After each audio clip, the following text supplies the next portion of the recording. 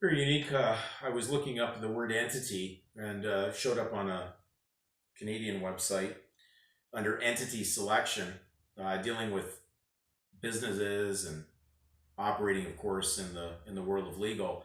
And it said in Canada, an entity assumes its form upon registration or incorporation.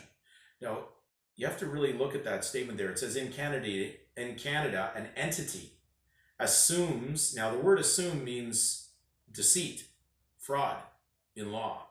So in essence, it said in Canada, an entity or fraud assumes its form upon registration.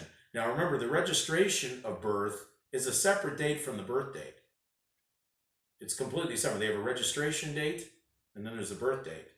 But uniquely, they never ask you for the registration date when someone's asking you for the ID situation that seems to occur, whether someone's being carded or provide papers of who you are.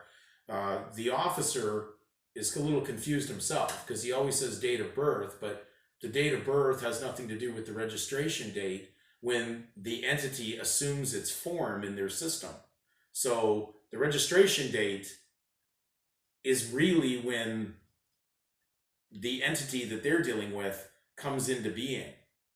So it has nothing to do with the birth date. We call people that kind of take advantage of things predators because they're predators.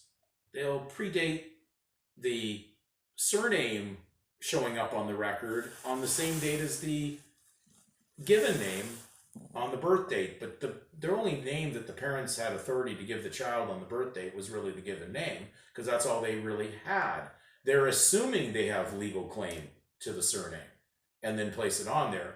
But in actuality, the registration date and the given name on the birth date are two separate dates, two separate things going on at two separate places. And in fact, maybe that's the alibi to it. I wasn't at the same place at the same time when the two names got on the record, because they're not. They're done differently and at different times. So the registration is completed not at the hospital. It's completed by the Vital Statistics Act trustees who handle that. So it has nothing to do with the two dates. So the two dates are completely different. So really, the officer probably on the road would be far better to ask you for your registration date than your birth date, but he asked for the birth date, which merges the two names together.